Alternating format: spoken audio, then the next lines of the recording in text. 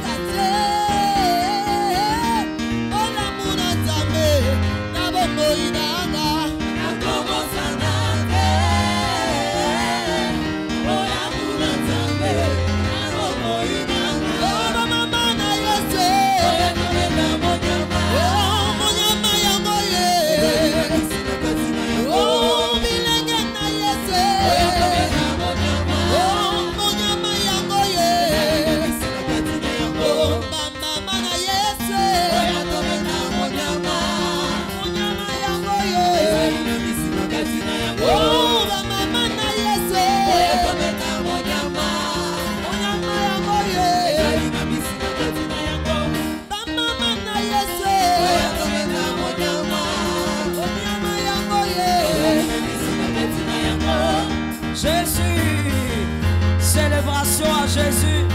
Célèbre Jésus. Acclame Jésus. Acclame le roi de gloire. Le Dieu fidèle. Alléluia. Dis à 3 personnes, Jésus est bon. Come on, vas-y. Alléluia. Ne le dis pas timidement. Réalise les bontés de Dieu. Dis à 4 personnes, Jésus est bon. Alléluia. Jésus est bon. Est-ce que tu lui as dit? Est-ce que tu lui as dit? Va dire à 4 autres personnes, Jésus est fidèle. Vas-y. Non, dis à 4 autres personnes. Vas-y, trouve des gens. Trouve des gens. Jésus est fidèle. Jésus est fidèle. Nous sommes d'accord avec la fidélité de Dieu. Alléluia. Jésus. Tu vas lever légèrement tes mains. Tu vas dire, Seigneur, communique-moi ta vie. Tu vas dire, Seigneur, communique-moi la grâce. Tu vas dire, Seigneur, fais-moi grâce simplement ce matin. La grâce de Dieu te suffit. Vas-y, lève les mains, parle. Sharababo sata, alléluia. Oh, rababa sata mama. Rababa sata mama. Alléluia, Lord. Jetema satama. Rebo satama. Le Dieu qui peut simplement faire grâce. Le Dieu qui peut simplement faire grâce. Le Dieu qui exauce les prières. Le Dieu fidèle en toutes choses, Jésus. Saint-Esprit, si seulement tu peux faire grâce. Si seulement tu décides, Seigneur éternel, ta grâce nous suffit, Jésus. Ta grâce, Seigneur éternel, nous renforce. Ta grâce, Père, nous permet d'avancer, de croire. Si seulement tu nous fais grâce.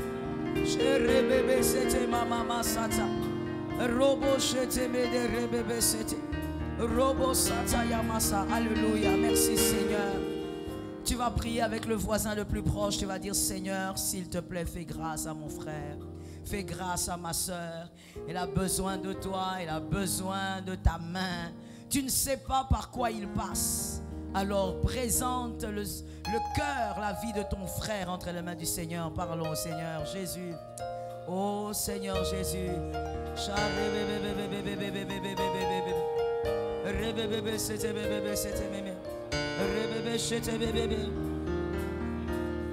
Alléluia.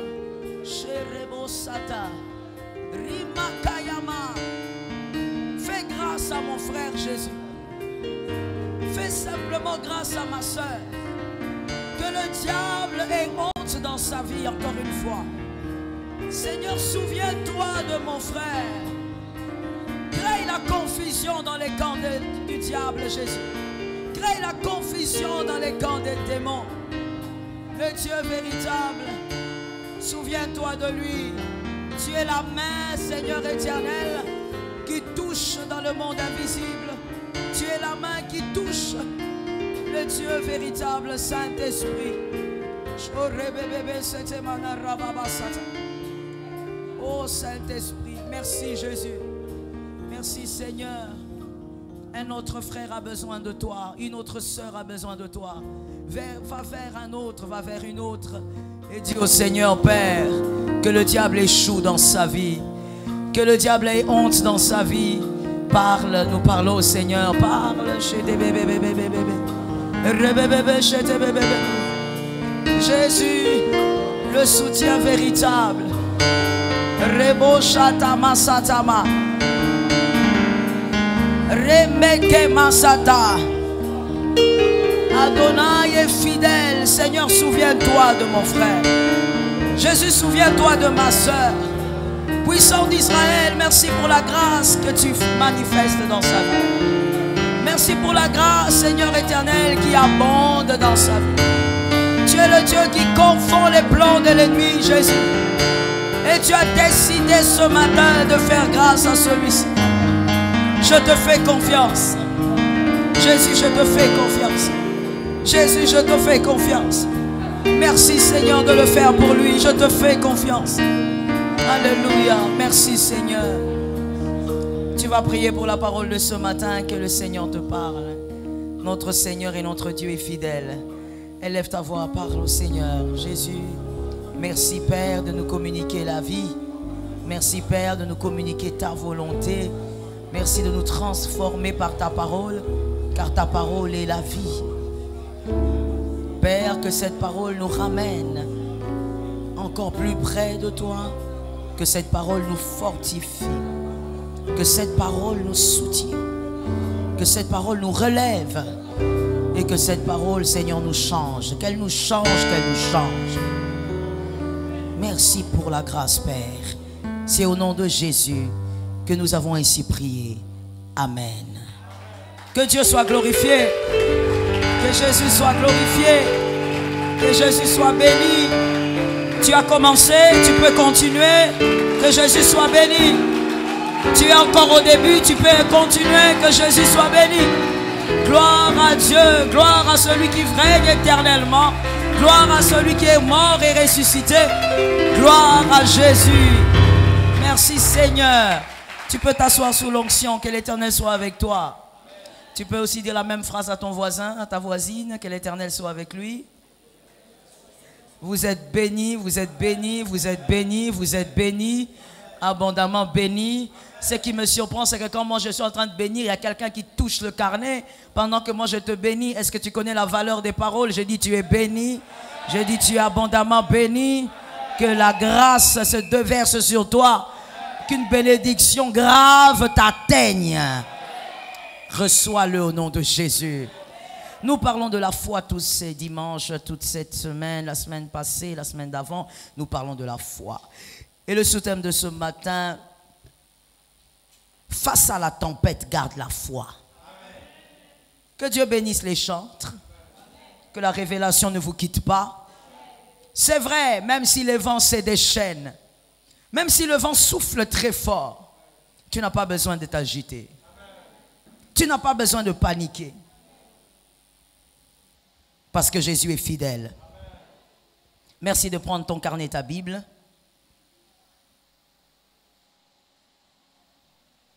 On ne peut pas être dans un culte sans carnet, sans Bible. Et évidemment, on veille à ce que son téléphone soit bien fermé. On respecte la présence de Dieu. Face à la tempête ou face aux tempêtes, garde la foi. Nous sommes dans Matthieu 8, 23 à 26. Matthieu 8, 23 à 26. Je lis au nom de Jésus. Il monta dans la barque et ses disciples le suivirent. Que quelqu'un dise le suivi. Je n'ai pas entendu, j'ai dit que quelqu'un dise le suivi. Et voici, il s'éleva sur la mer une si grande tempête que la barque était couverte par les flots. Et lui, il dormait. Que quelqu'un dise, il dormait.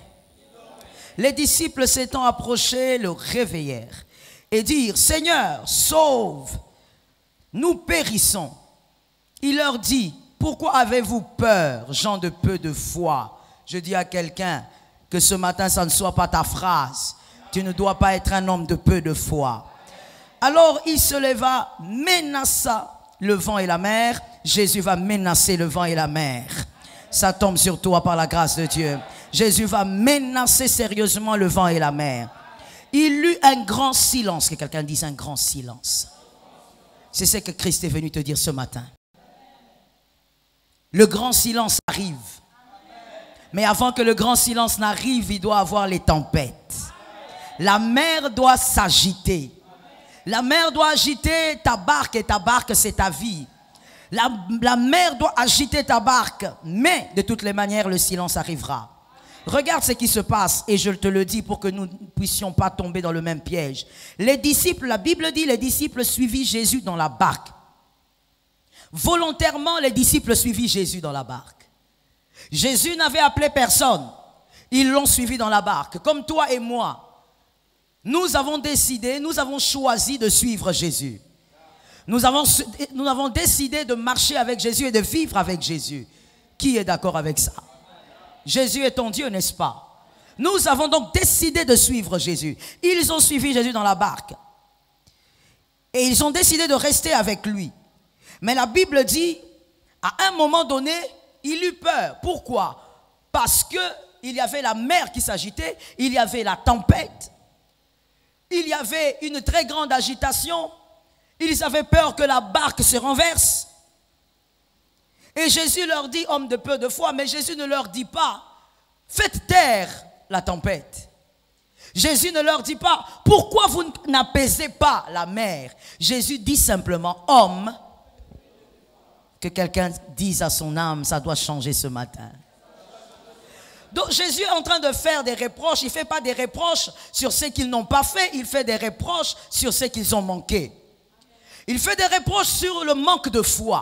Il dit, vous n'avez pas la foi. Mais Jésus s'arrête là et Jésus se concentre sur la tempête et la mer. Pourquoi? Parce que tu vois dans la vie, mon frère, parmi les choses les plus horribles dans la vie, parmi les choses les plus bizarres, les choses les plus insensées de la vie, c'est de décider de suivre quelqu'un, de vivre avec quelqu'un sans la connaître. Décider de vivre avec une personne sans la connaître, ça fait partie des choses les plus insensées de la vie. Quand tu décides de suivre quelqu'un, travaille à connaître la personne. Que Dieu te bénisse. Quand tu décides de marcher avec quelqu'un, décide aussi de connaître la personne.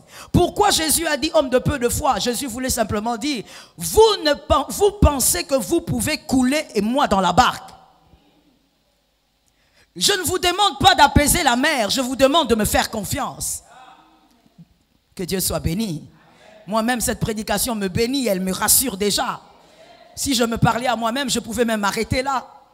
Jésus est en train de dire, mais pourquoi vous paniquez? Je ne vous demande pas de faire un travail. Moi, je suis votre travail. Si vous me connaissiez, vous saurez que vous ne pouvez pas vous noyer alors que moi, je suis dans la barque. Jésus ne se mouille pas. Jésus marche sur les eaux. Mais le problème, c'est de le connaître. Si tu ne sais pas qu'il marche sur les eaux, tu vas crier, tu vas dire, je vais mourir. Je dis à une âme, tu ne mourras pas. Jésus ne se mouille pas, il marche sur les eaux. Oh, moi, j'ai vu plusieurs fois dans la Bible, Jésus démontrer que lui, il n'avait rien à voir avec cette histoire des eaux. Même face à la piscine de Bethesda, il regarde le paralytique, il dit, lève-toi et marche. Ne va pas dans ces eaux-là parce que moi, je suis tes eaux. Écoute bien, celui qui est dans la barque est plus grand que la tempête. Ça tombe sur une maison. Celui qui est dans la barque est plus grand que la mer qui s'agite. Ne pas connaître Jésus, c'est manquer la foi. Lorsqu'on connaît Jésus, on sait qu'il y a des choses qui ne peuvent jamais vous arriver. Même si le diable lui-même est en face de vous, il y a des choses que le diable ne pourra jamais faire parce que Jésus est avec vous. Lorsque le diable voudra vous toucher, il va s'approcher, mais à un moment donné, il y aura une métamorphose. Il verra Jésus qui est en vous, en train de briller en gloire. Il y a des choses qui ne peuvent pas vous atteindre, que quelqu'un dit, ça ne peut pas m'arriver. Non, tu n'as pas de foi. Je dis, ça ne peut pas t'arriver. Tu n'as pas de foi. Je dis, ça ne peut pas t'arriver. Oh my God, tu n'as pas de foi. Je dis, ça ne peut pas t'arriver. Quand quelqu'un le dit, doit voir quelque chose, dis, ça ne peut pas t'arriver. Tu n'as pas de foi, dis, ça ne peut pas t'arriver. Ce que tu as vu ne peut pas t'arriver. Le problème, c'est la foi. Connaître avec qui on fonctionne. Malheur à une femme qui ne connaît pas son mari. L'épouse qui est l'église doit connaître son époux. Lorsque tu es avec Jésus, tu dois savoir qu'il y a des choses qui ne peuvent pas t'atteindre. Tu peux être attaqué, mais il y a des choses qui ne pourront jamais te toucher. La barque peut bouger, mais la barque ne se renversera jamais. Jésus ne peut pas. Très bon. Jésus ne peut pas se mouiller. Tu dois savoir que dans la barque de ta vie, il y a des choses que tu peux manquer aujourd'hui. Dis à ton voisin, très normal. Dis à un autre, celui-là ne réagit pas, localise un autre, dis-lui très normal. Dans la barque de ta vie, il y a des choses que tu vas manquer. Mais attention, il y a toujours une limite. Parce qu'il y a des choses que Jésus ne peut pas manquer. Lorsqu'il est en toi, il y a des choses qu'il ne peut pas. Ça tombe sur toi. Dans le psaume 107, 29, ainsi il est écrit. Il arrêta la tempête, ramena le calme et les ondes s'éturent. Je dis à quelqu'un, les ondes vont se taire. Les ondes bientôt vont faire silence. Je parle à quelqu'un qui se sent agité par les tempêtes de la vie, qui se sent ballotté par la mer. La mer qui représente ici les pressions de la vie, les pressions du monde, les pressions de ce que le monde extérieur peut nous rapporter, nous présenter. Et les tempêtes représentent les difficultés et les obstacles. Mais ce qui est sûr, c'est que le calme va revenir. Le verset de psaume dit, il va ramener le calme. Ce qu'on ramène a déjà été. Ça tombe sur ta vie. Tu dois croire que tu n'es pas né dans la douleur. Tu n'as pas grandi dans la misère. Ne pas grandir dans la misère, ce n'est pas manquer du riz, du pain ou autre. Ne pas grandir dans la misère, c'est avoir Jésus comme maître. Tant que tu as Jésus comme maître, tu ne grandis pas dans la misère. Il y a des choses qui vont revenir parce que Jésus est là. Les disciples avaient oublié que quand ils étaient montés dans la barque était calme. Très souvent, c'est ce qu'on oublie. C'est ce que toi et moi, nous oublions. Tu as oublié qu'à un moment donné de la vie, le Seigneur était ta paix, était ton repos, tu étais dans le repos. Lorsque la mer agite la barque, la tempête agite la barque, tu oublies que Jésus, une fois, t'avait donné la paix. Tu oublies qu'une fois, tu avais des problèmes et Jésus t'a restauré. Tu as oublié. Lorsqu'il y a la tempête qui frappe, on oublie que la barque était calme. Je rappelle à une âme, je rentre dans ton passé et je te rappelle que Jésus était celui qui avait amené la paix. Il avait imposé la paix à une certaine époque. Le même qui a imposé la paix va ramener la paix. Les ondes seront obligées de se taire. Connaître Jésus est la clé. Vous savez, des fois même certaines prières, nous le faisons parce que nous ne connaissons pas Jésus. Si tu connaissais Jésus, tu n'allais pas avoir peur ni manquer de foi. Tu n'allais pas faire des prières du genre, je suis seul, je me sens abandonné, qui va m'aider? Bien-aimé, tu as besoin de l'aide d'un homme alors que tu as l'aide d'un Dieu? Lorsque Dieu est ton aide, cela te suffit. Car c'est lui qui touche les cœurs des hommes pour faire le reste. Et des fois d'ailleurs, il n'a pas besoin de toucher les cœurs des hommes. Lui-même, il parle à la tempête. N'oublie jamais que des fois, il y a des formules de prières que nous faisons. Bien-aimés, ce sont simplement des prières sans connaissance. Nous ne connaissons pas Jésus. Tu dois connaître le maître que tu as décidé de suivre. Si tu connais ce maître-là, tu sauras qu'il y a des repas qu'il ne mange pas. Il y a des repas qu'il ne consomme pas. Il y a des choses qu'il ne permet pas dans la vie d'un enfant de Dieu. Il dit même au diable, va auprès de Job, touche à tout ce qu'il a, touche à tout ce qu'il possède, touche à sa richesse, mais ne touche pas à sa vie. Pourquoi? Pas parce qu'il a peur que le diable tue Job. Si le diable tue Job, Dieu va le ressusciter. Ça tombe sur ta vie. Pendant que je parle, tu vois une résurrection dans quelque chose. Dieu est capable de ressusciter Job. Là n'était pas le problème. Il voulait seulement dire à Job, écoute, de toutes les manières, n'oublie pas dans tout ce que tu feras que c'est moi qui est le maître de la vie. Dieu est le maître de ta barque. Je disais à quelqu'un, il est le maître de ta vie. Tu vois, même ton amène à un problème parce que tu n'as pas encore compris que je parle du maître. Le maître est le maître de ta vie. Le maître, on permet cette tautologie-là, je vais la répéter. Le maître est le maître de ta vie. Celui qui contrôle ta vie. Un homme ne peut pas détruire ce que le maître a commencé à bâtir. Ça tombe sur ta vie. Un homme ne peut pas démolir ce que le maître a commencé à bâtir. Lorsque le maître bâtit, c'est un maçon jaloux. Personne ne détruit ce que lui il a bâti. Tu peux venir mettre des égratignures sur les murs, mais tu ne peux pas détruire. Parce que lui-même le bâtisseur va réparer les égratignures. Si tu connais le maître, tu sauras qu'il y a des larmes que tu dois regretter. Dis à ton voisin, je regrette déjà. Non, peut-être d'ailleurs que tu ne regrettes pas parce que de tout ce temps-là, tu n'as pas compris ce que j'ai dit. Mais si tu regrettes déjà, vraiment, il faut commencer à les regretter. Il y a des larmes que tu dois regretter. Des larmes que moi j'appelle larmes de manque de connaissance. Les larmes des insensés. Que quelqu'un dise les larmes des insensés. Les larmes de quelqu'un qui ne connaît pas Jésus. Tu as entendu parler de Jésus. Ton pasteur te prêche Jésus. Mais toi tu ne connais pas. Si tu connaissais Jésus, tu n'entrerais pas dans la chambre et t'enfermer en disant je vais peut-être me tuer maintenant. Je crois que ma vie est arrivée à la fin. Qu'est-ce qui peut bien te détruire? Même si on te laissait sans rien, tu as beaucoup. Ça tombe sur une âme. Même si on te déshabillé complètement, tu es habillé. Parce que celui qui est en toi, c'est celui qui habille. Celui qui est en toi, c'est celui qui positionne. Celui qui est en toi, c'est celui qui propulse. Je prophétise au nom de Jésus qu'Adonai te propulse. Que le Maître te propulse. Parce que celui qui est en toi est très grand. Dis à 5 personnes, il est trop grand. Il est trop grand. Il est trop grand. Jésus est trop grand. Mais toi, je vais te dire une chose. Écoute-moi très bien. Jésus est tellement grand qu'il ne faut pas faire couler tes petites larmes devant lui. Il est trop grand.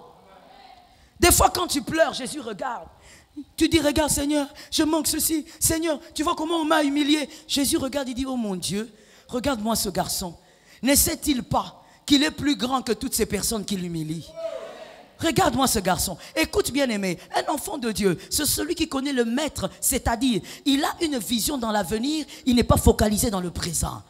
Peu importe ce qui arrive dans les présents, il a une vision dans l'avenir. Un enfant de Dieu, c'est celui qui est focalisé sur la vérité que plutôt sur la réalité. Il est focalisé sur ce qui est vérité. Il sait que Jésus est sa vérité. Il sait que Jésus est capable de maintenir sa barque. Il sait que Jésus ne permettra pas qu'il meure comme un chien. Ça tombe sur toi. Celui qui a été distrait, il est distrait. Ça tombe sur toi, ça tombe sur tes fils. Ils ne vont pas mourir comme des chiens. Oh, Azokati Sanzela à Koufi, il traverse la route, il est mort. C'est quoi ces choses-là? Il y a des choses qui ne peuvent pas t'arriver.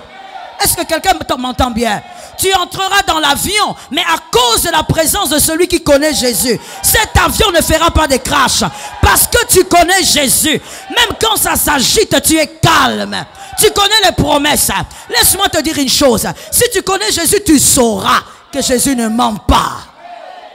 Jésus n'est pas un menteur. Tout ce qu'il t'a promis va l'accomplir. Les disciples étaient agités pourquoi? Ils pensaient qu'ils allaient mourir.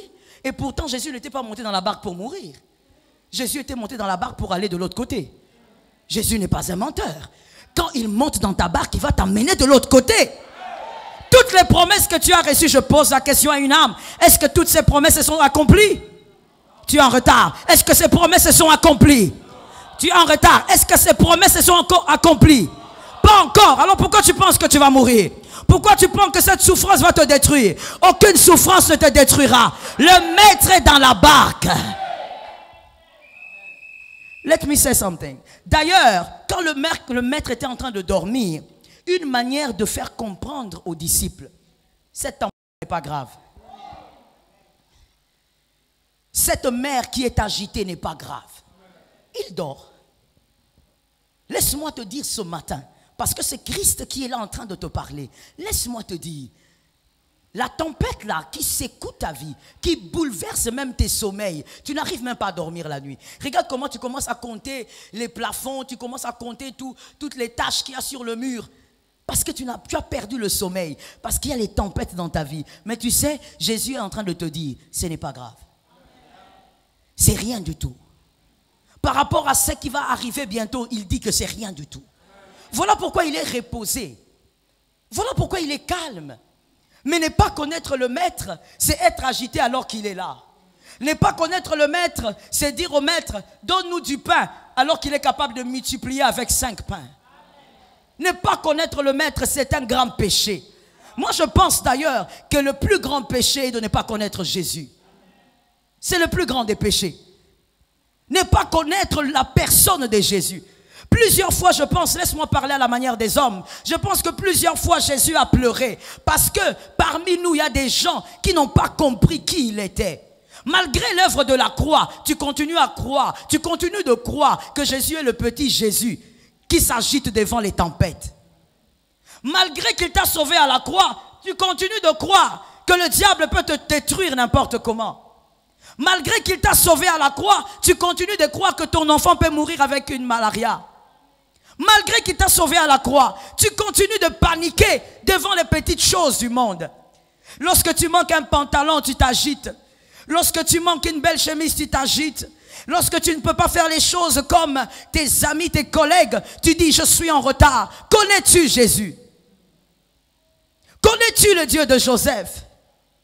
Joseph est un homme extraordinaire parce que celui-là est parti de la maison de son père très jeune. Jacob n'a pas eu le temps de lui expliquer beaucoup de choses par rapport au Dieu d'Abraham. Mais Joseph savait une chose, il n'était pas en retard. Et Dieu lui a démontré qu'il a raison. Dieu a toujours raison. Joseph dans la prison 13 ans, mais le jour où il sort, c'est fini. Tout change de la tête aux pieds. Il n'est pas Joseph qu'on a connu, il est le Joseph glorieux. Je dis à une âme, connais Jésus.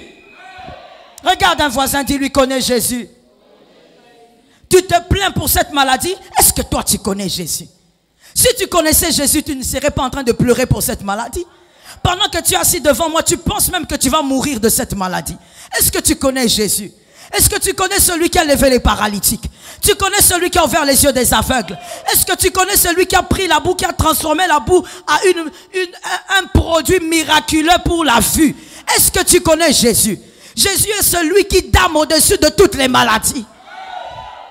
Jésus est celui qui confond la sagesse de la science.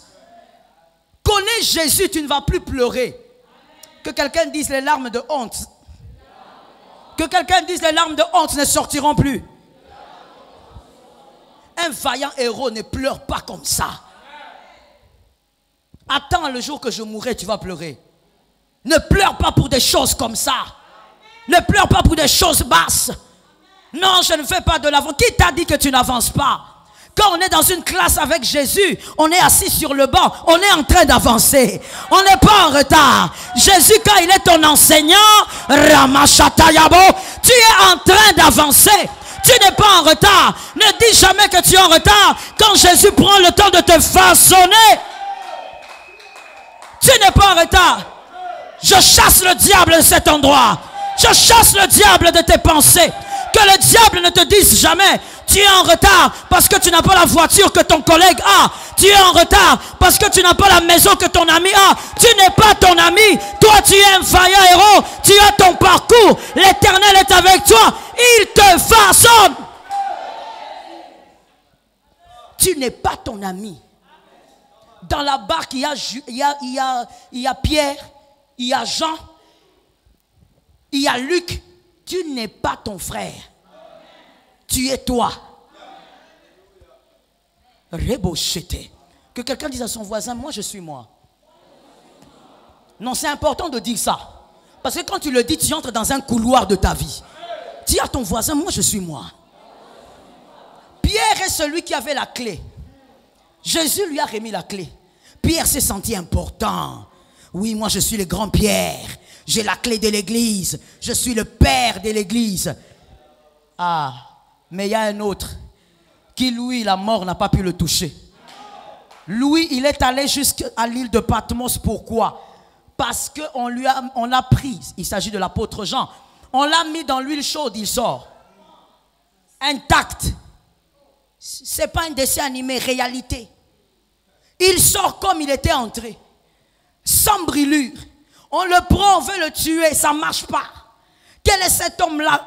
La mort l'a refusé, la mort l'a fui. Parce que Dieu, Christ a décidé qu'il vivrait. Il vivrait pour écrire le livre de Révélation. Bien-aimé, tu n'es pas Pierre, tu es peut-être Jean. Et tu n'es pas Jean, tu es peut-être Pierre. Tu n'es pas en retard. Penser que Jésus peut mettre quelqu'un en retard, c'est mal connaître le maître. Qui t'a dit des choses comme ça? Voilà aussi le piège du message mal prêché de la prospérité. Quand le message de la prospérité est mal prêché, les gens pensent qu'il faut aller à une vitesse quelconque pour savoir que Dieu est avec toi. Qui t'a dit qu'acheter une maison veut dire que Dieu est avec toi? Qui t'a dit que voyager Paris, Kinshasa, Paris, Kinshasa, Bruxelles veut dire que Dieu est avec toi? Ce n'est pas forcément les signes de la présence de Dieu. Dieu est là où il y a sa gloire. Et sa gloire peut être même à l'Odébar. Est-ce que quelqu'un m'entend? Quand je parle de l'Odébar, vois ta maison. Même si elle est juste ici à côté, vois ta maison. La gloire de Dieu se trouve là où il est. Mal connaître le maître est un grand péché. Dis à ton frère, tu dois bien connaître le maître. Bien-aimé, même dans les services de Dieu. Aujourd'hui, oh mon Dieu, permets-moi de le dire comme ça. J'ai pitié des hommes de Dieu aujourd'hui dans le monde entier. Il ne s'agit pas que du Congo. Les hommes de Dieu sont devenus comme les professeurs ou les dames de la maternelle. Ils sont derrière les fidèles en train de supplier. Sers Dieu. Pourquoi tu ne sers pas Dieu? Sers Dieu. Pour que tu serves Dieu, il faut qu'on te supplie. C'est ta propre vie. C'est toi qui gagnes. Et c'est toi qui perds. Si tu connaissais Jésus, tu servirais sans coach. Tu n'as pas besoin qu'on te suive. Tu n'as pas besoin même d'être répertorié dans un département. Tu peux même venir, tu te mets à balayer l'église. C'est servir Dieu. Tu peux venir, tu commences à évangéliser porte à porte. C'est d'ailleurs la grande commission. Mais pourquoi on commence à être derrière toi? Tu ne connais pas Jésus. L'erreur des prédicateurs meurtriers que nous sommes des fois. On t'a présenté le pouvoir que Jésus manifestait, mais on ne t'a pas présenté l'homme, la personne de Jésus. Ce qui fait que tu es derrière les miracles, tu es derrière les prophéties, mais tu ne connais pas Jésus. Quand la tempête arrive, ce n'est pas la prophétie qui te sauve. Quand la tempête arrive, ce ne sont pas les dons spirituels que tu as qui te sauvent. Quand la tempête arrive, c'est la connaissance que tu as de la personne de Jésus qui te sauve. Voilà pourquoi lorsque nous sommes en problème, bien-aimés, nous ne réagissons pas tous de la même manière. Même lorsque nous sommes en deuil, nous ne réagissons pas tous de la même manière. Connaître Jésus. Aujourd'hui, le monde, qu'est-ce que le monde dit? Lorsque quelqu'un connaît Jésus, malgré les tempêtes, il s'agrippe à Jésus, il a une certaine attitude. Le monde dit, regarde celui-là, c'est un inconscient. Le monde appelle inconscience ce que nous appelons confiance. Ce n'est pas de l'inconscience que quelqu'un ait des problèmes et la personne est en train de sourire et dire tout va bien. Non, ce n'est pas de l'inconscience, c'est la confiance en Dieu. Celui qui connaît Jésus a confiance. La peur est la sœur de l'égarement. Quand quelqu'un commence à avoir peur dans sa vie, l'égarement n'est pas loin. Il va s'égarer d'une manière ou d'une autre. L'égarement, ce n'est pas seulement abandonner Jésus ou abandonner l'église. On peut s'égarer tout en étant à l'église. Attention à la peur. Attention à la peur d'échouer. Attention à la peur de l'avenir. Attention à la peur par rapport à ce qui vous arrive. Le maître est là. Chassez la peur. Par la grâce de Dieu ce matin, toi tu n'es pas un homme de peu de foi. Je crois en ça. Ne sois jamais un homme de peu de foi. Celui en qui tu as cru est vivant. Vous savez, des fois ça me surprend, vous verrez quelqu'un peut-être en train de marcher avec une deuxième personne, à deux en train de marcher dans le noir, et ils marchent tout doucement, et ils s'agrippent l'un à l'autre, parce que l'un a confiance à l'autre, et vice versa. Ils sont en train de marcher ensemble, ils comptent sur l'autre pour être épargnés du danger. Mais cet autre-là, tu ne connais pas son fond. Même quand c'est ton mari, même quand c'est ta femme, le fond de l'homme, la Bible dit, l'homme, le cœur de l'homme est tortueux.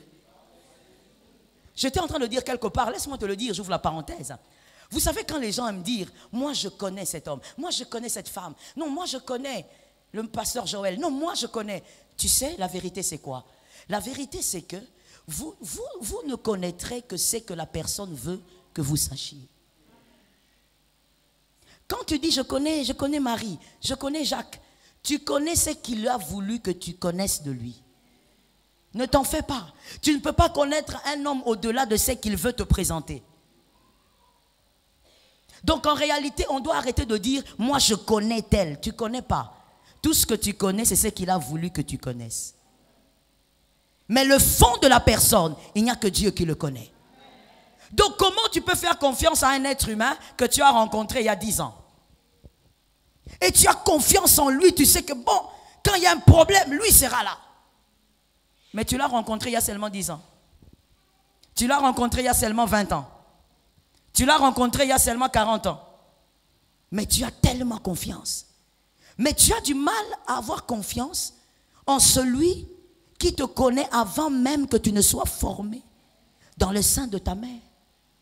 Le problème c'est quoi? Tu n'as pas pris le temps de le connaître. Voilà pourquoi je vais dire à une âme, fais un effort dans tes moments de prière, de réduire un peu, parce que si je dis d'abolir, tu ne vas pas bien prendre. Réduis un peu tes instants de demande. Réduis ça. Dans les moments de prière, même quand tu vas en retraite, adore, célèbre, fais des déclarations de foi, déclare des paroles d'action de grâce. Diminue un peu les instants de...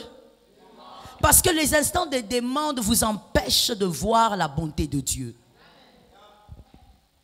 Celui qui demande, même à un homme, observez bien, celui qui demande est toujours focalisé sur ce qu'il n'a pas. Celui qui demande ne pense pas à ce qu'il a eu déjà. Vous avez compris ça? Quand je parle, est-ce que vous faites l'observation? Est-ce que vous vérifiez ça? Observez. Quand quelqu'un vient vous dire, donne-moi un peu $10 là, j'ai vraiment besoin de $10. Vraiment, j'en ai vraiment besoin, donne-moi un peu $10. Ça veut dire qu'il oublie totalement ce qu'il avait déjà avant. Il oublie totalement ce qu'il avait eu aussi. Il est focalisé sur ce qu'il demande. Quand vous êtes devant Dieu, Seigneur donne-moi, Seigneur s'il te plaît, Seigneur donne-moi, Seigneur je t'en prie. Est-ce que tu penses vraiment que Dieu ne sait pas ce dont tu as besoin? Je te pose une question d'intelligence. On va y répondre. Tu vas y répondre. Lorsque vous êtes parent et la femme est enceinte, vous attendez famille. Vous faites la layette, oui ou non? Il y a des gens qui ne font pas. Hein? Ça dépend. Il y a des gens jusqu'à la veille, il ne fait pas. Quand tu lui demandes, surtout les hommes, hein, tu lui demandes, mais l'enfant, qu'est-ce que... Non, mais attends, moi quand je suis né là, j'étais né comme ça. Mais toi, tu n'es pas ton enfant. Non, il va rester comme ça. D'ailleurs, moi, on m'avait mis les pagnes de ma grand-mère. Ah. Bref, pour ceux qui font la layette, tu fais la layette, oui ou non? C'est timide, hein? Merci. Qui vous a demandé de faire la layette? Lionel, toi tu réponds pas alors que tu es en famille. Tu n'as pas encore fait la layette. Ah, mais moi je ne comprends pas. On pose la question, vous ne répondez pas. Mais il faut répondre.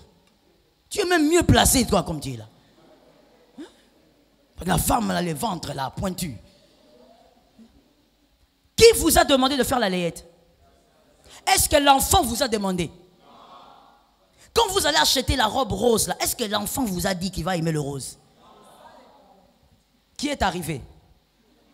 Qui est arrivé? Je suis à ma campagne, il y a des fils intelligents. Qui est arrivé? Qui vous a demandé de faire la layette? Vous-même. Pourquoi? Je commence par l'homme. Que quelqu'un dise, ça va, on va choquer maintenant. Vas-y. Tu as dit? Ok. Je commence par l'homme. Non, commençons par la femme. Ça va être un peu plus doux. C'est pour un peu atténuer les choses. La femme fait la layette, pourquoi? Elle est enceinte, elle attend famille, elle est heureuse, elle veut voir, surtout quand c'est le premier bébé, elle veut voir son bébé, à quoi il ressemble, il a la tête de qui? Et c'est comme ça que vous verrez les femmes faire la layette, le bébé n'est pas encore né, mais elle achète même les vêtements de quand il aura 2 ans. Il dit, mais pourquoi tu fais ça? Non, non, non, ça sera mignon. Mignon. Mais comment tu sais qu'il aura cette taille? Hey, mon bébé, il sera tout grand. Grand? Peut-être qu'il ne sera pas grand. La maman est dans une certaine émotion, dans une certaine joie. Elle est à l'attente de quelque chose de merveilleux. Mais maintenant le papa, celui qui fait la layette, le monsieur, pourquoi il fait la layette? Premièrement parce qu'il aime le bébé qui va venir, c'est son enfant. Mais deuxièmement, il s'est dit, j'ai cherché des problèmes.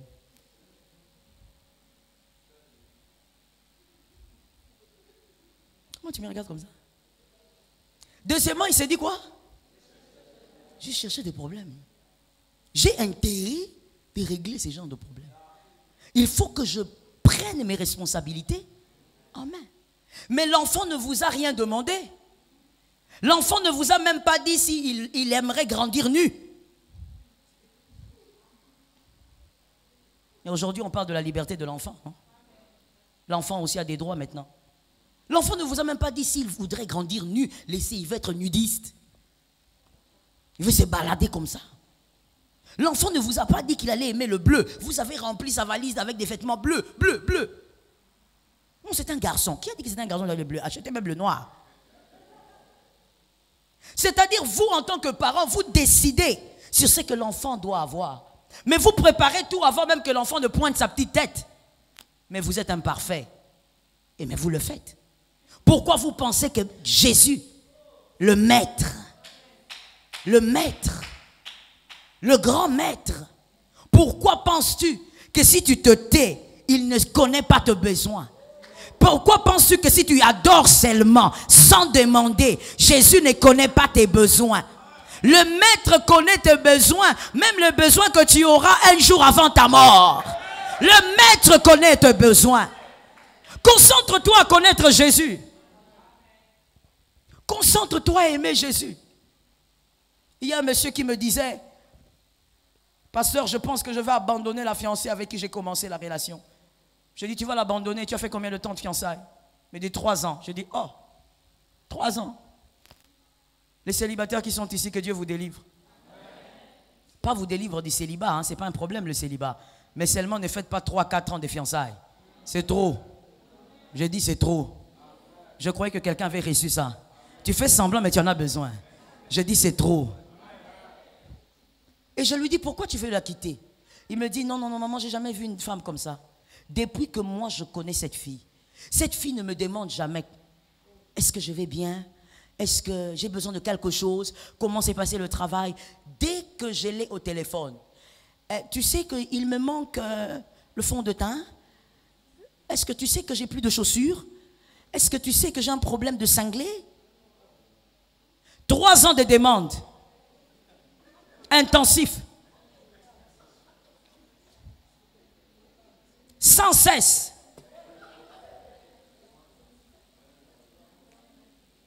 On appelle ça Sopeka, hein? J'ai retenu. Sopeka. Qui veut dire? Quelle mendicité! achète, offre et donne. Donc elle vit dans la demande pendant 3 ans. Le monsieur me dit, maman, si tu ne me crois pas, il faut l'appeler, on sera à 2. Jamais elle m'a posé la question dans les 3 années où je travaillais. Fiancée, on la connaît dans la belle famille. Tout ce qu'elle fait, c'est demander. Le monsieur qui dit, maman, moi je ne suis pas mariée, mais je sais combien coûtent les tissages. Je sais combien coûtent les sous d'une femme, les dessous d'une femme. Je sais combien coûte telle tenue. Je sais combien coûtent les chaussures, telle pointure. Moi, je ne suis pas mariée, mais je suis capable d'entrer dans une boutique, de regarder seulement la chaussure, je capte la taille. Pourquoi? Parce qu'il a vécu avec une femme qui ne faisait que. Quel homme serait à l'aise avec une femme pareille? D'ailleurs, moi, j'ai l'habitude de dire, si j'étais un garçon, je resterais célibataire. J'allais créer un couvent. Ah, Nami Vandel est là. Les femmes sont trop compliquées. Quel homme serait à l'aise avec une femme qui ne fait que demander? Dès qu'elle te voit, c'est la demande. Je te pose la question. Penses-tu que Jésus est à l'aise quand tu te mets à prier?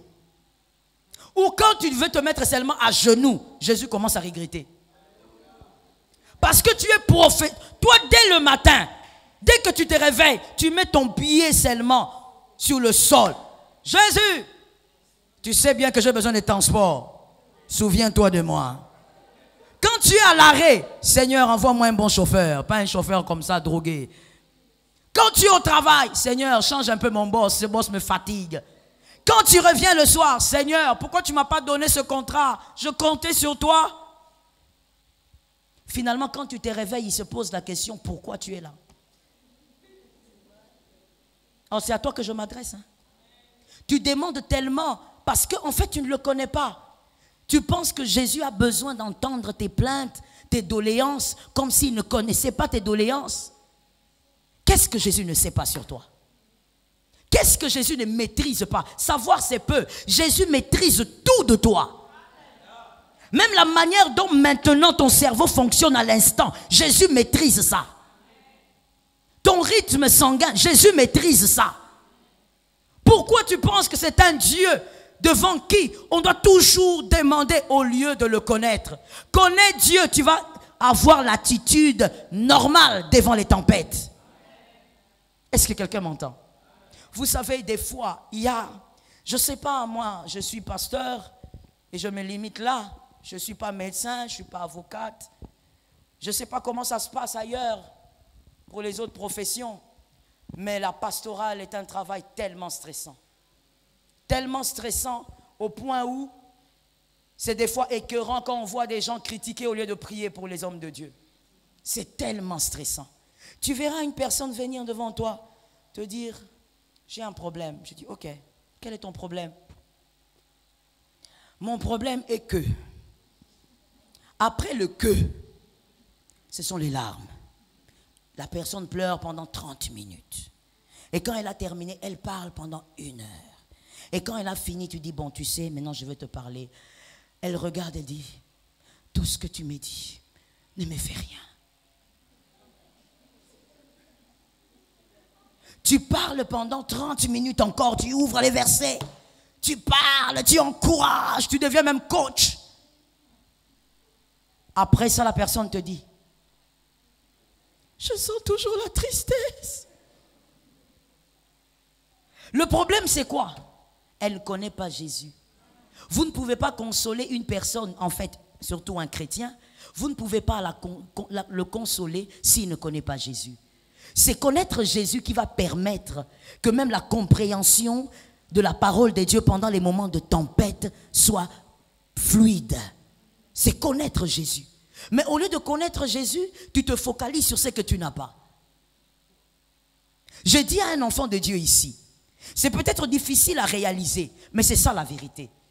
Dieu est en toi. Tu ne manqueras de rien. C'est-à-dire, même quand je n'ai pas la chose, je ne la manque pas. Elle est juste en réserve. Vrai ou faux? Je ne peux pas seulement faire venir une petite fille ici, elle sera traumatisée. Mais je vais te donner cet exemple-là. Je continue avec les chocs pour ceux qui sont très sensibles.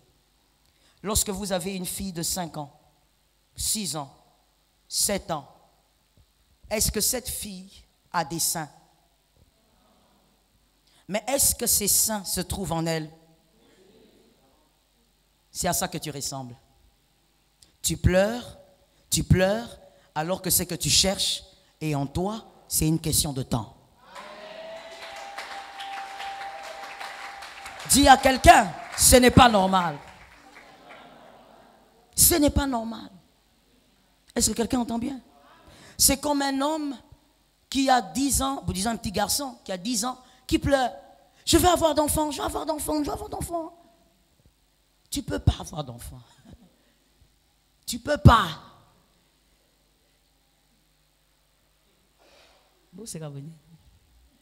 Tu ne peux pas. Tu te demandes pourquoi. Tu n'as pas l'âge. Tu vois ce que tu recherches. Peut-être que tu n'as pas l'âge. Je parle d'âge spirituel. Tu veux un jet privé? Tu es sûr que si Dieu te donne un jet privé aujourd'hui, tu resteras enfant de Dieu? Parce qu'il y a des Congolais qui se sont égarés simplement en allant à Bruxelles. Il est devenu païen. Parce qu'il a vu je ne sais pas quoi, sincèrement, je ne sais vraiment pas quoi, mais il est devenu païen. Est-ce que tu crois que si Dieu te donne des millions aujourd'hui, tu resteras enfant de Dieu? Là, Inama Campagne restera ton église. Peut-être que ce que tu recherches, tu n'as pas simplement l'âge spirituel de l'avoir. Mais ça ne veut pas dire que ce n'est pas en toi. Ça se trouve en toi. Connaître Jésus, c'est comprendre que ce que je demande se trouve en moi. C'est certainement une question de temps. Grandis un peu et ça va marcher. Et de toutes les manières, il y a des choses qu'on arrive à avoir dans l'adolescence. D'autres, il faut être majeur. Et d'autres encore, c'est pendant la vieillesse. Alors ce qu'il faut avoir pendant la vieillesse, ne le cherche pas pendant l'adolescence. Tu ne l'auras pas. Ça va te donner des vertiges. Que l'Éternel nous sauve. Matthieu 8, 20. Regarde ce qui est dit. Jésus lui-même dit, les renards ont des tanières et les oiseaux ont des nids. Mais le Fils de l'homme, il parle de lui, n'a pas un lieu où il puisse reposer la tête. Jésus dit, moi je ne sais pas où reposer ma tête. Même les renards ont des tanières. Et les oiseaux ont des nids. Mais moi, le grand sauveur, je ne sais pas où poser ma tête. Mais Jésus, en même temps quand on lit la parole, on constate ceci. Jésus n'a pas là où poser sa tête, mais Jésus n'a jamais manqué où poser sa tête. C'est-à-dire donc quoi? C'est-à-dire que même si Jésus ne possède pas la chose, il peut vivre comme une personne possédant la chose. Jésus dit, il n'a pas d'endroit pour mettre la tête, mais il n'a jamais manqué où mettre la tête. Il avait toujours un endroit. D'ailleurs, on le cherchait. Il était recherché. On avait besoin de lui, on l'invitait partout. Je veux dire à quelqu'un, manquer une chose aujourd'hui, vivre des tempêtes aujourd'hui, ne veut pas dire que ce que tu manques n'est pas près de toi. Et d'ailleurs, même en manquant ce que tu manques, tu peux vivre comme si tu avais ce que tu manques. Qui a déjà vécu ça? Il y a des choses que tu manques. Par exemple, tu manques de l'argent pendant un temps, mais quand les gens te regardent, ils disent, tu en as beaucoup. C'est arrivé à qui? Tu es millionnaire. Ah, ça tombe sur toi. Oui, ce n'est pas un slogan, tu es millionnaire. C'est-à-dire, Jésus te maquille toujours. Jésus te traite toujours. Alors que tu n'as pas, les gens regardent et disent, non, cet homme est bien. Pourquoi tu es bien? Jésus. Vitamine. Jésus micine. Il est dedans. Alors, il te donne l'apparence de quelqu'un qui va trop bien. J'avais dit ceci quelque part, laisse-moi te le dire, dans le sens de ce que j'explique.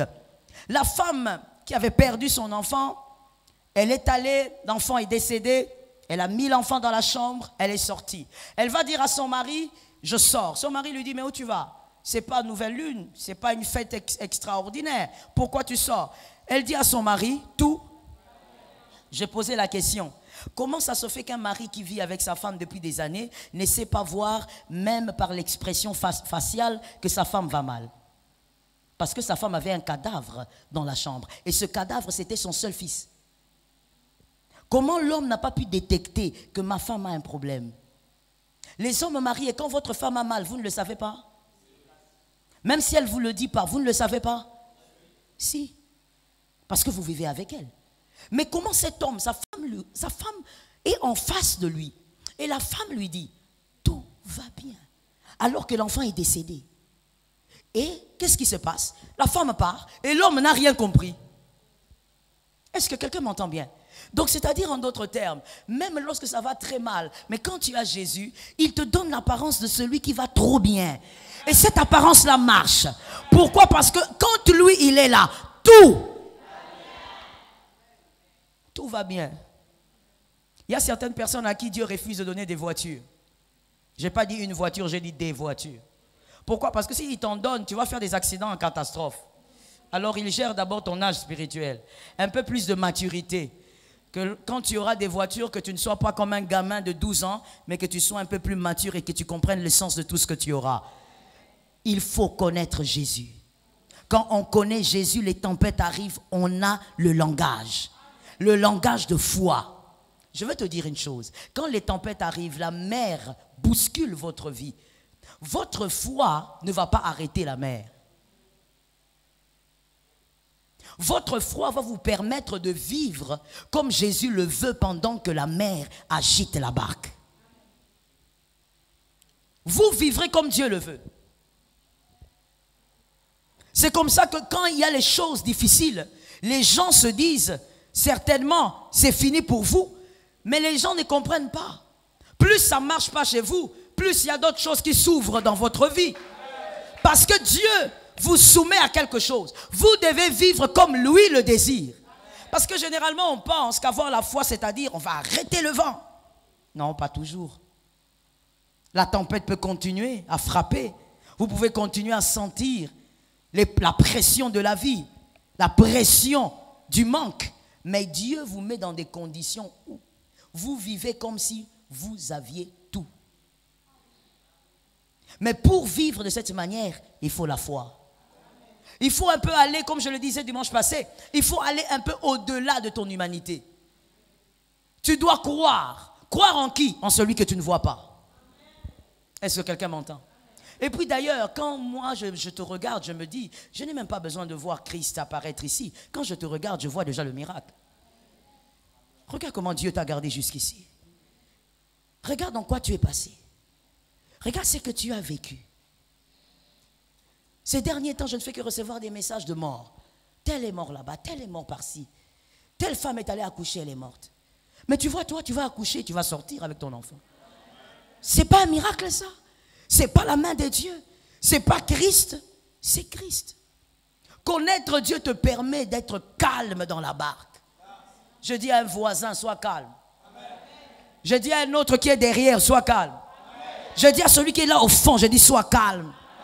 Mais pour être calme, il faut connaître l'homme de Jésus. Il faut savoir que Jésus, oh mon bien-aimé, 40 coups moins 1. 39 coups seulement, jamais 40. Jésus ne te permettra pas de verser certaines larmes. Si tu le connais, tu ne verseras pas certaines larmes. Par exemple, quelqu'un qui ne comprend pas, par exemple, Jésus ne permettra pas que ton fils à toi devienne occultiste.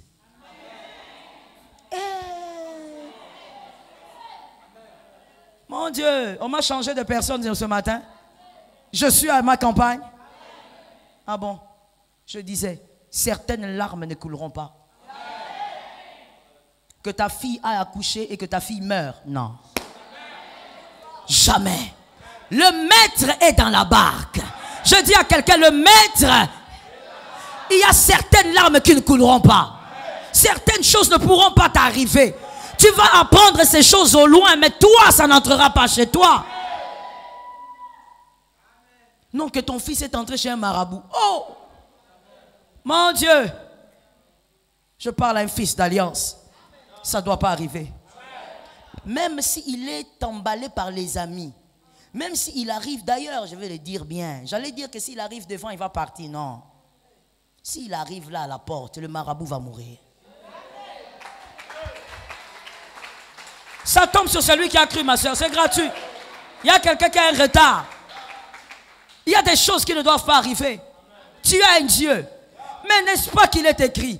Voici, il y aura une différence entre ceux qui me servent et ceux qui ne me servent pas. La différence doit se créer. Tu ne peux pas connaître Jésus, pleurer comme tout le monde. Connaître Jésus et te plaindre comme tout le monde. Sors des plaintes au nom de Jésus. Non, c'est toi que je sors des plaintes au nom de Jésus. Arrête de te plaindre. Tu as un meilleur mari. Hey, tu es une femme capricieuse. Tu es une mauvaise femme. Toi qui es l'épouse de Jésus, je dis tu es une mauvaise femme. Nous sommes tous épouses de Jésus, n'est-ce pas? C'est le corps de Jésus. Tu es une mauvaise femme. Comment tu as un mari excellent comme ça, tu te plains toujours? Toujours. Un mari qui te donne à manger, tu te plains. Un mari qui t'habille, tu te plains. Un mari qui te fait respirer sans appareil, tu te plains. Un mari qui veille sur tes enfants, tu te plains. Un mari qui sécurise la nuit, les sorciers viennent en grand nombre, toi tu ronfles, ils viennent là juste sur ton lit, ils sont prêts à te détruire. Et toi, Dieu te protège, mais toi l'épouse, je veux t'écouter répondre, tu te plains.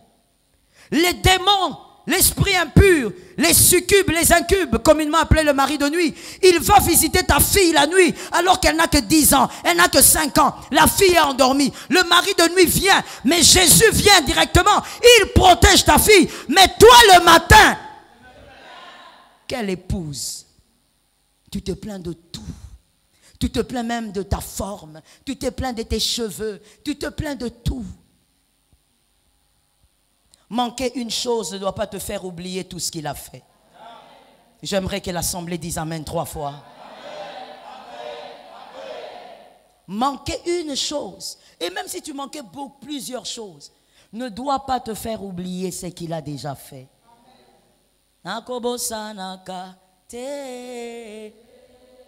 Vous êtes révélés aujourd'hui. Attention. Attention à l'amnésie. Un chrétien amnésique, il est en train il frôle la malédiction. Attention à l'amnésie.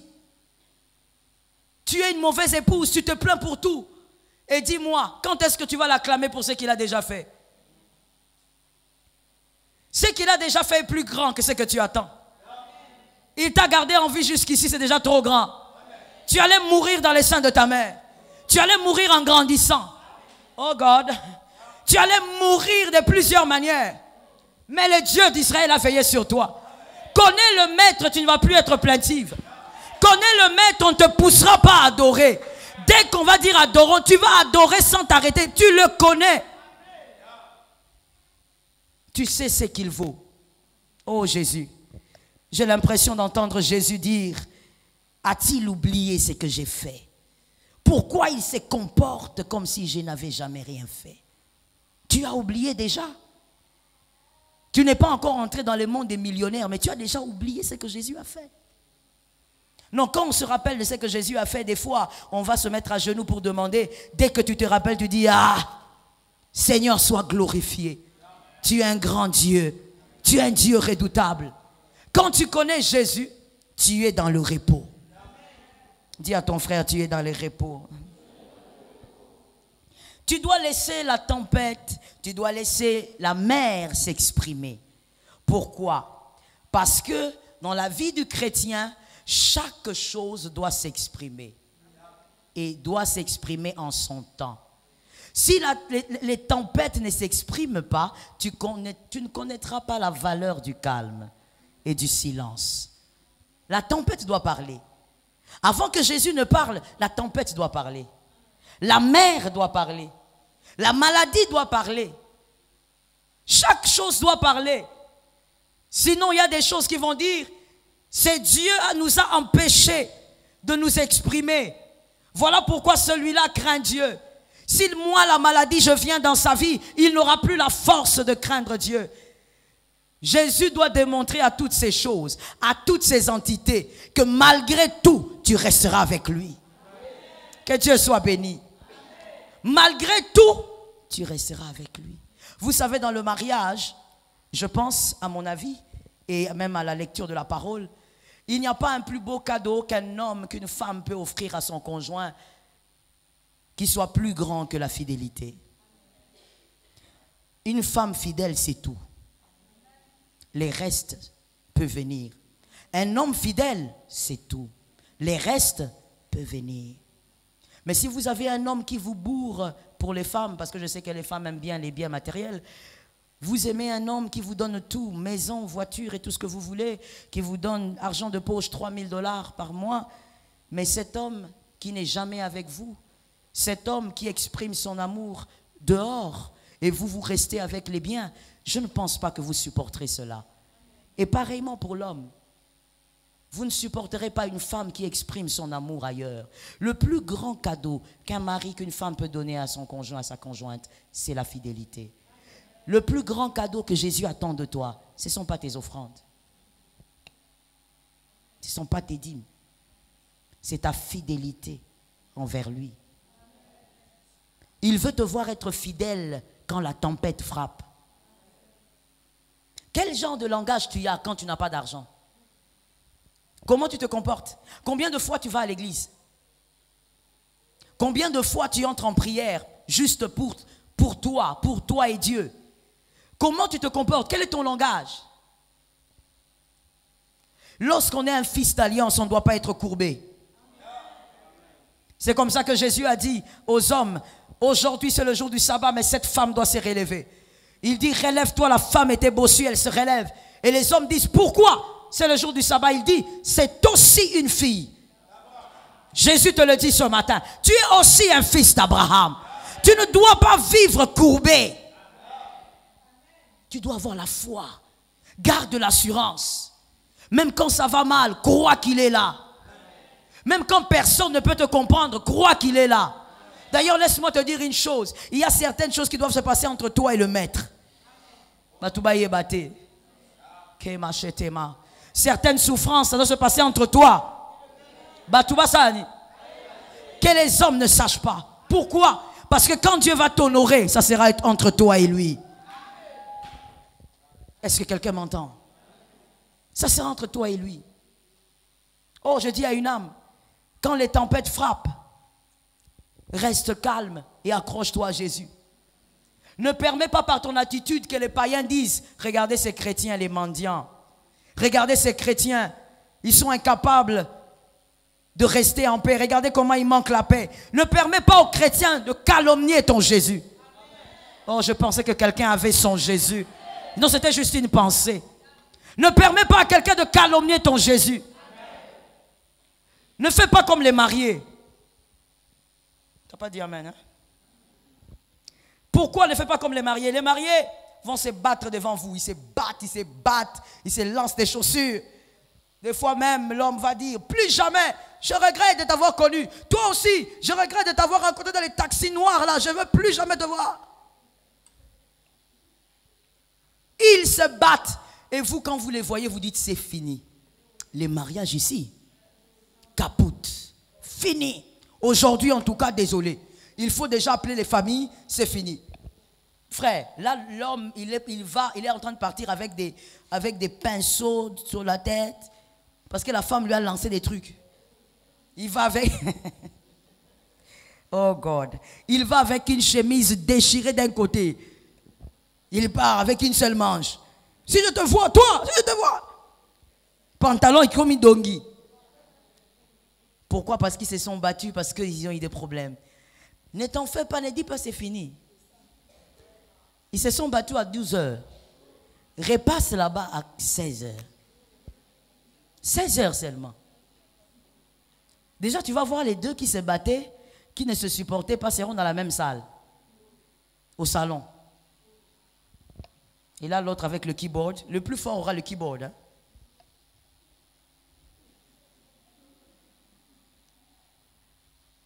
Et l'autre à côté. Elle fait semblant comme si elle ne regarde pas la télé. Les mariés, que le Seigneur vous soutienne. J'ai entendu un petit amen. Hein? Quand ça va venir, ne m'appelle pas. Les célibataires, bon vent. Je vous assure, avant de te marier, là, il faut réfléchir. Alors l'homme est là, devant la télé, concentré. Là, toujours le pantalon est dongui, le pantalon qu'on a déchiré là. Et la femme est juste à côté, là, comme si elle est en train de faire des blackouts. Elle fait comme s'il n'y a pas de télé, mais elle regarde la télé. À un moment donné, l'homme qui va dire, oh, mais non, qu'est-ce qui se passe là? Hein? Non, mais regarde, c'est pas possible ça. Maintenant, il va faire quoi? Et la femme juste à côté. Oh, tu ne vois pas. Mais comment ça a commencé la causerie là? Parce que vous étiez en train de vous battre chien et chat. On était sûr que c'était le divorce. Et là, la femme qui dit, tu ne vois pas bien, tu ne vois pas que ça c'est le ministre des plans, tu ne vois pas qu'on a changé, tu ne vois pas. Hein? Je ne vois pas bien? Et après quelques minutes, ce sont les centimètres de distance qui rétrécissent. Et après un moment, toi aussi, pourquoi tu as fait ça? Tu sais, moi je n'ai pas supporté comme tu m'as coupé la chemise là. Vraiment. Toi tu es vraiment sauvage. Hein? Ah, c'est seulement l'amour, non? Toi aussi. Tu reviens à 16h, maman. Maman, je t'assure, en tant que pasteur, moi j'ai vécu ça. Tu reviens à 16h, tu es là vraiment bien décidé. Tu dis non, là, je vais dire à cet homme, à cette femme, non, pas comme ça. Tu viens là, fâché, position de colère. Et tu vois les deux. Maman. Je dis, attends, je suis ici ou on m'a téléporté ailleurs là. Maman, tu vas bien? Maman, viens t'asseoir. Tu demandes au mari, ça va? Oh, très bien, très bien. Dieu fait grâce, maman. Votre Dieu.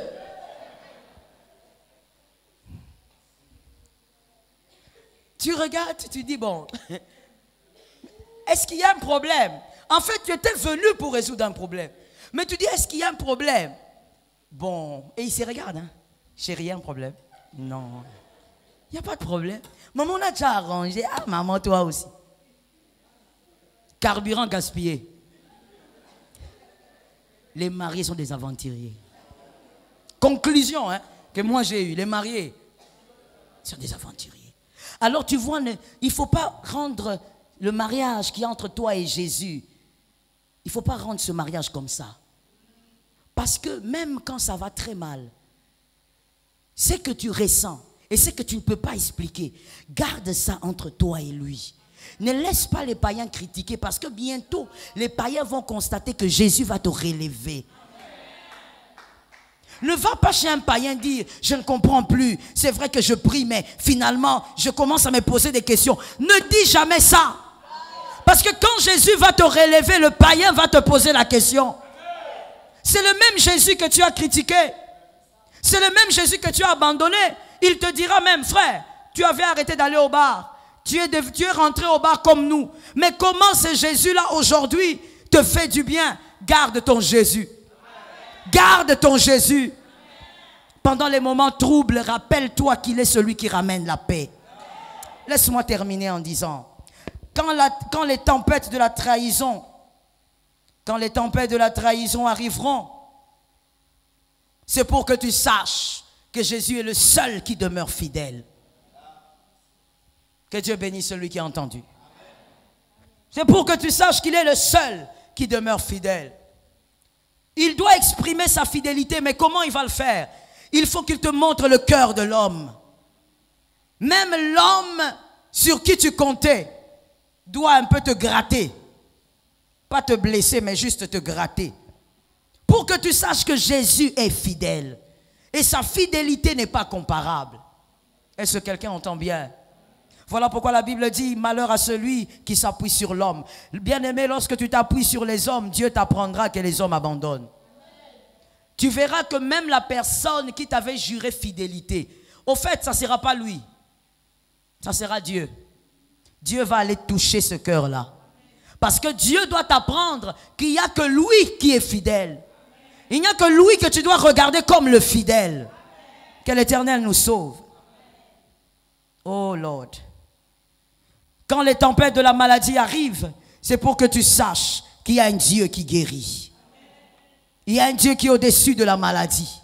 Bien-aimé, avant que moi je ne prie pour quelqu'un qui était atteint du sida et voir la guérison dans la vie de cette personne, je prêchais la guérison, je croyais en elle, mais je n'avais pas réalisé que Jésus est vraiment le Dieu qui guérit toutes les maladies.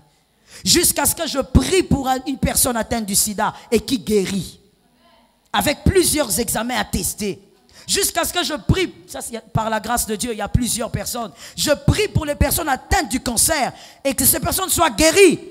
C'est là que je réalise encore, il est le Dieu qui guérit.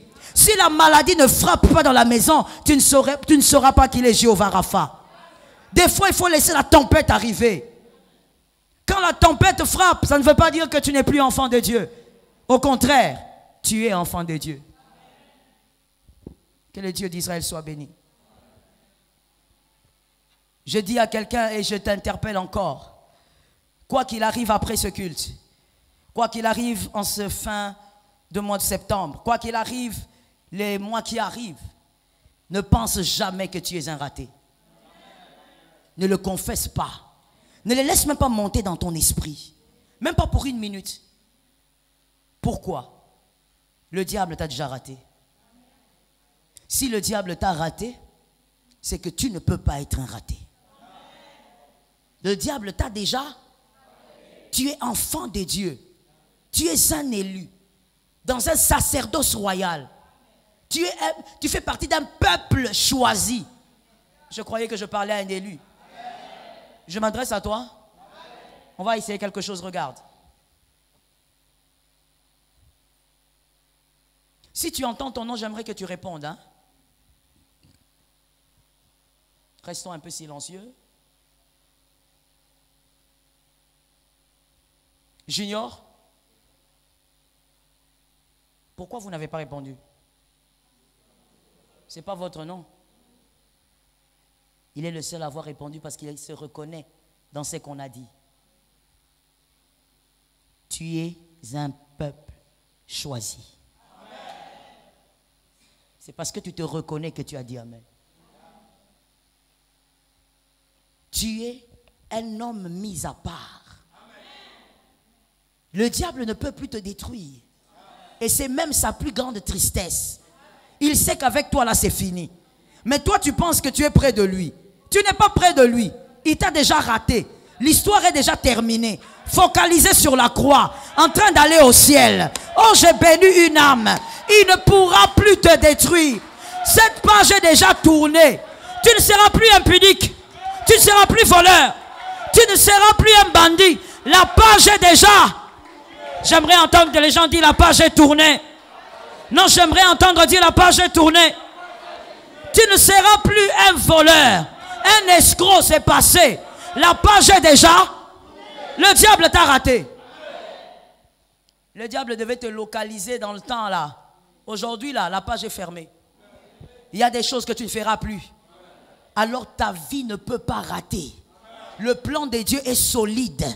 J'ai fini ma prédication. On va dire à 4 personnes, le plan de Dieu est solide.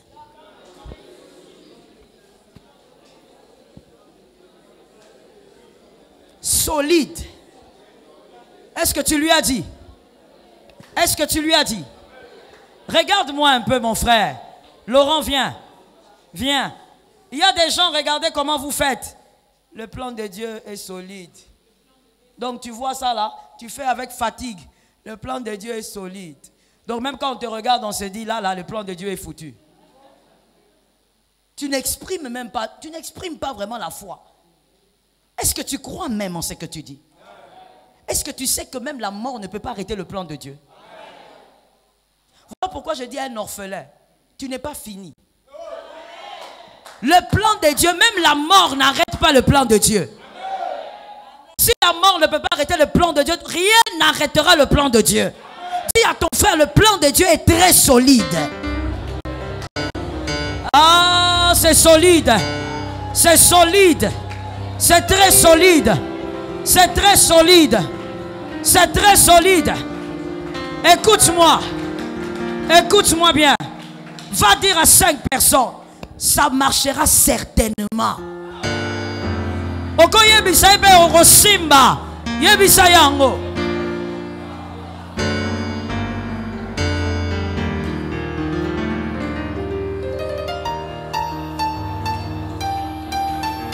Ekosima sepeli na bino.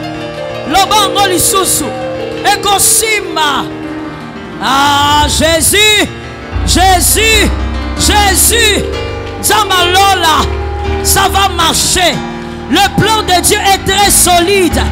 Le plan de Dieu n'est pas le plan d'un homme. Ce n'est pas le plan d'un ministre, ni le plan d'un président, encore moins le plan d'un roi. C'est le plan de Dieu. Ça va marcher. Est-ce que quelqu'un m'entend bien? Ceux qui sont assis se tenir debout, on est déjà en train de prier là. Même le fait de parler à ton frère, c'est déjà une déclaration prophétique. Le plan de Dieu est très solide. Lorsque Dieu a fait son plan, il n'avait même pas besoin de conseiller. Il était seul à le faire et ça n'échouera pas. Le diable t'a déjà raté. Je prophétiserai, toi tu diras, la page est déjà tournée. Si tu le crois, tu vas vraiment dire, la page est déjà tournée. Le diable ne te détruira plus. Le diable ne te tuera pas. Le diable ne va pas de la confusion. Le diable ne fera pas de toi un voleur. Il ne fera pas de toi un menteur. Il ne fera pas de toi un adultère. Il ne fera pas de toi un impunique. La page est déjà tournée. Le plan de Dieu est solide. Le plan de Dieu est solide. Jésus. Alléluia. Merci Jésus. Lève les mains là où tu es, s'il te plaît.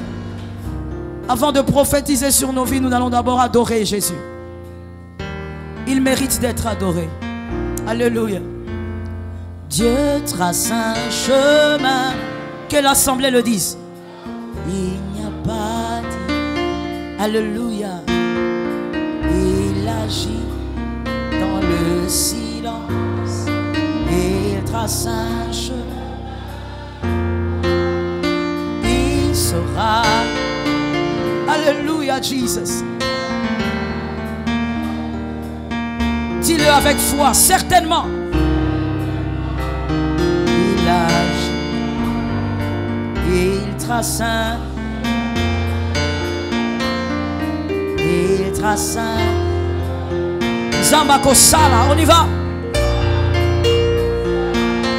Rabo Shotoya.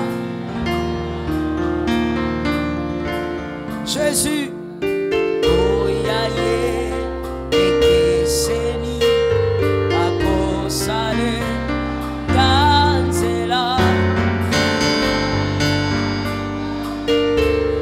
Jésus.